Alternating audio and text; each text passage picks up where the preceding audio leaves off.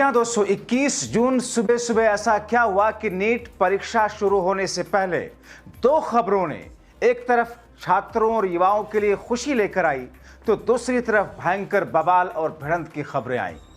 आखिर राहुल गांधी, अभिजीत दीपिके समेत विपक्षी नेताओं के दबाव के चलते मोदी सरकार किस तौर पर झुकी और इस वक्त क्या कुछ है तस्वीर, विस्तार से दोस्तों आपको सब कुछ बताते हैं। अगले चंद मिनट मेरे साथ में जरूर रहें क्योंकि खबर बेहद महत्वपूर्ण है।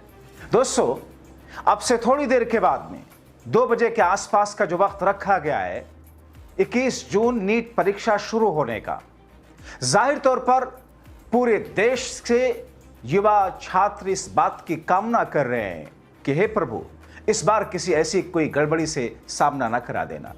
देश भर में आज हो रही नीट परीक्षा को लेकर राहुल समेत विपक्षी पार्टियों और देश के युवाओं के प्रदर्शन ने केंद्र सरकार पर जिस तरीके का दबाव बनाने में कामयाबी हासिल की, उसका बड़ा असर देखने को मिला। परीक्षा के एक दिन पहले तक जिस प्रकार से शिक्षा विभाग की गड़बड़ियां, जिस तरीके से एक छात्र को विदेश सेंटर दिया गया, जिस तरीके से देश की राजधानी दिल्ली से सटे गाजियाबाद में एक छात्र की जीवन लीला समाप्त हुई, जिस तरीके से देश की राजधानी दिल्ली में कॉकरोच पार्टी के साथ में युवाओं ने सरकार की नींव हिलाते हुए दिखे, उससे सरकार की चूल्हे तो हिली, मगर फिर भी सरकार ने एक लापरवाही कर डाली जिससे परीक्षा से पहले बवाल खड़ा हुआ। युवाओं और छात्रों ने मोदी शाह की सरकार में शिक्षा मंत्री को लेकर फिर से मोदी सरकार को चारों तरफ से घेरा। आखिर 21 जून को परीक्षा से पहले ऐसा क्या हुआ, आपको आगे बताता हूं, बस थोड़ा सा इंतजार कीजिए। मगर उससे पहले आपको बताएं कि दोस्तों, वो कहावत है ना, अगर इच्छा शक्ति हो तो फावड़े से भी पहाड़ खोदकर रास्ता निकाला जा सकता है।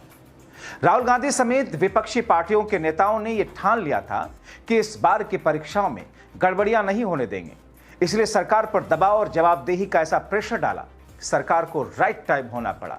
इसीलिए कुछ ऐसा किया गया जिससे गड़बड़ी ना हो, जैसे देश के विभिन्न एग्जाम सेंटर तक प्रश्न पत्र यानी कि क्वेश्चन पेपर भारतीय वायुसेना के विमान से सुरक्षित तरीकों से पहुंचाए जा रहे हैं ताकि नीट परीक्षाओं में कोई भी चूक ना हो।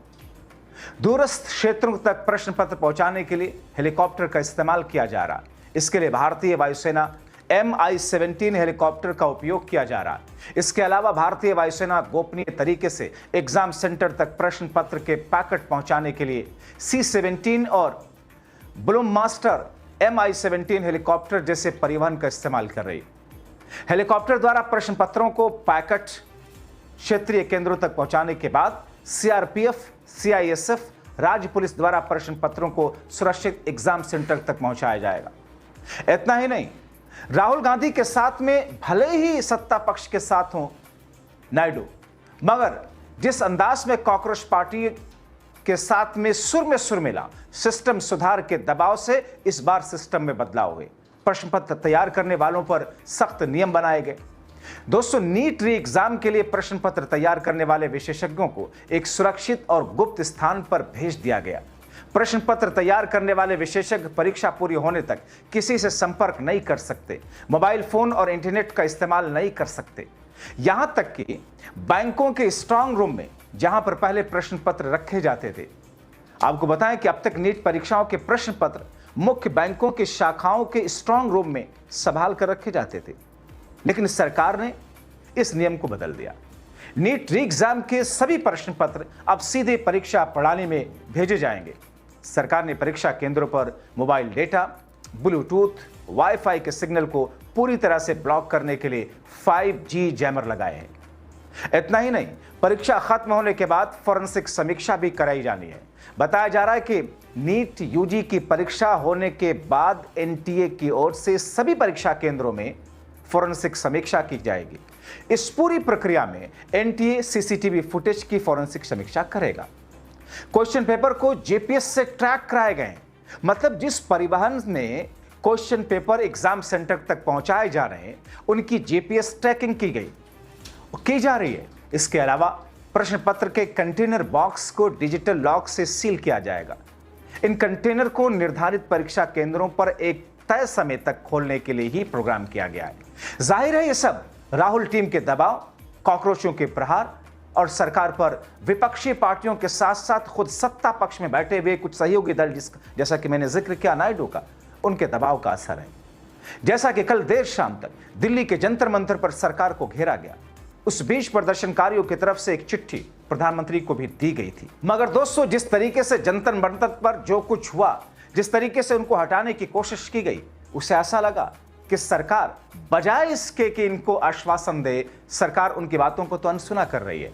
मगर खबरें ये भी आई दोस्तों कि साहब सरकार ने फैसला लिया है धर्मेंद्र प्रधान को हटाने का, लेकिन आधिकारिक तौर पर ऐलान नहीं कर रही। इस बीच कॉकरोच जनता पार्टी के मुखिया ने प्रधानमंत्री को लेटर लिखकर वार्न कर दिया। मैं आज आपको भारी मन से लिख रहा हूं ताकि आपका ध्यान एक बढ़ते संकट की ओर दिला सकूं, जो हमारे देश के भविष्य, हमारे युवा स्टूडेंट की जिंदगी और मानसिक सेहत के लिए खतरा है। पिछले कुछ हफ्तों में हमने दुखद रूप से 11 युवा छात्रों की जिंदगियां खत्म होते देखा। सबको चिंता की बात सबसे ज्यादा यह है कि इनमें से 5 दिल दहला देने वाले नुकसान पिछले 48 घंटों के अंदर हुए। धीमी होने के बजाय यह खतरनाक ट्रेंड और तेज हो रहा है। पिछले 2 महीनों में मैंने खुद उन स्टूडेंट के कई दुखी परिवारों से मुलाकात की जिनकी दुखद रूप से जीवन लीला समाप्त हुई। एक बच्चे को खोने के असहनीय इमोशनल ट्रॉमा के अलावा ये परिवार अब गंभीर बढ़ती हुई इमोशनल बर्बादी का सामना कर रहा है। बेहतर भविष्य की तलाश में कई लोगों ने अपने बच्चों के सपनों को पूरा करने के लिए बड़े एजुकेशनल लोन लिए थे, जो सिस्टम की नाकामियों की वजह से बुरी तरह टूट गए। जिन बच्चों को पढ़ाने में उन्होंने अपनी जिंदगी भर की कमाई लगा दी, उन्हीं को खोने के बाद यह परिवार पूरी तरह बेसहारा हो गया। सरकार को तुरंत राहत देने के लिए कदम उठाने चाहिए। हम मांग करते हैं आपका एडमिनिस्ट्रेशन उन सभी परिवारों को 1 करोड़ रुपयों का मुआवजा दे जिन्होंने पेपर लीक के बढ़ते संकट के कारण आत्महत्या की। कॉकरोच जनता पार्टी पिछले 1 महीने से एजुकेशन मिनिस्टर के इस्तीफे की मांग कर रहा है। अगर इन सिस्टम की नाकामियों को दूर करने और इसके लिए इनके जिम्मेदार लीडरशिप को बदलने के लिए तेजी से और पक्के एक्शन नहीं लिए गए, तो ये समझेंगे कि आप कार्रवाई नहीं करना चाहते। बार बार होने वाली सिस्टम की नाकामियां, मिसमैनेजमेंट, इन परीक्षाओं को लेकर बनी चिंता हमारे एजुकेशन सिस्टम के खत्म होने की ओर इशारा करती हैं। इसलिए हम आपसे रिक्वेस्ट करते हैं कि एजुकेशन मिनिस्टर को हटा दें। वो आपकी मर्जी से काम कर रहे हैं और इसकी जिम्मेदारी प्राइम मिनिस्टर की है। ये मानकर के धर्मेंद्र प्रधान ने भारत के एजुकेशन सिस्टम को बर्बाद कर दिया और उन्हें बदलने के लिए पक्का कदम उठाकर आप कमजोरी नहीं दिखाएंगे।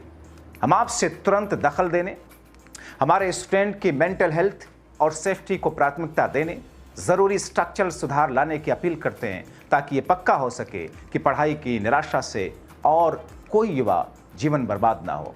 दोस्तों, इस चिट्ठी में जो कुछ लिखा गया है उसके मायने बहुत हैं।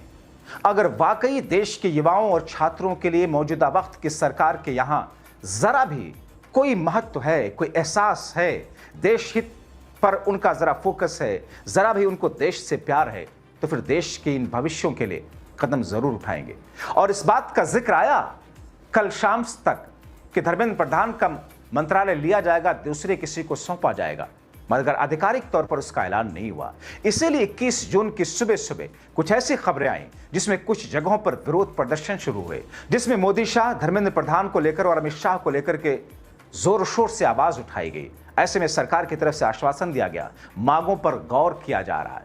लेकिन दोस्तों, हंगामा बढ़ा, पुलिस फिर आई और उनको वापस किया गया। लेकिन जो दबाव राहुल और उनकी टीम विपक्षी पार्टियों कॉकरोच पार्टी के मुखिया ने डाला, उसका असर ये रहा कि जो एग्जाम हो रहा नीट का, दोबारा से एक बार फेलियर होने के बाद, दोबारा से पेपर लीक होने के बाद, अब उसमें बहुत सारे सुधार सरकार को करने पड़े। दोस्तों, इन तमाम कड़ियों को जोड़ करके आपको क्या लगता है? अपनी राय कमेंट बॉक्स में जरूर लिखें।